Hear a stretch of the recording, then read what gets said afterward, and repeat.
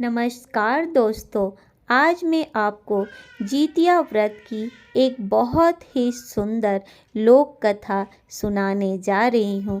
पर उससे पहले जितवाहन भगवान से प्रार्थना करती हूँ कि जितवाहन भगवान हर स्त्री की संतान की रक्षा करें, उनकी वंश वृद्धि करें, उन्हें सौभाग्य भाग प्रदान करे, या जिन महिलाओं को संतान नहीं है उन्हें संतान दें। इसी कामना के साथ में जितिया व्रत की कथा शुरू करती हूँ। तो जय जितवाहन भगवान। भादों का महीना था, मूसलाधार बारिश हो रही थी। चौरचन पर्व आने वाला था। इतनी बारिश हो रही थी कि पूरे गांव के लोग चिंतित थे कि कैसे गेहूं कुटेगा, सूखेगा और हम पकवान बनाएंगे। उसी गांव में एक कन्या अपने माँ के साथ रहती थी। उसकी माँ भी बहुत चिंतित थी कि बारिश रुक नहीं रहा है तो कैसे पकवान का गेहूं कुटेगा, सूखेगा। कन्या माँ का चिंता देखकर परेशान हुई।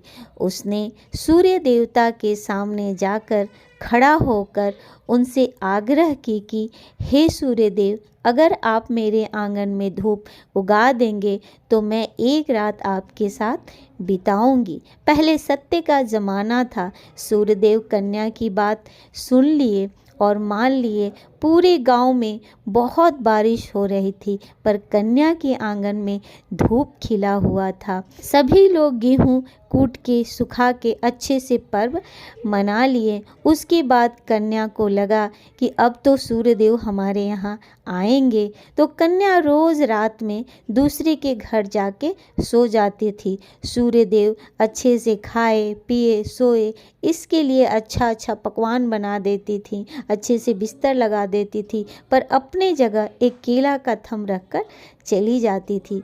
2-3 दिन कन्या ने ऐसा किया। सूर्यदेव गुस्से में आकर कन्या के आंगन में पेशाब कर कर चले गए। दूसरे दिन पूरे आंगन में नोनी का साग खिला हुआ था, एकदम हरा हरा लहला साफ सुथरा सा। कन्या बहुत खुश हुई। इतना सुंदर साग कन्या ने बिना धोए वगैरह काटकर साग को बना लिया। साग खाते ही कन्या गर्भवती हो गई।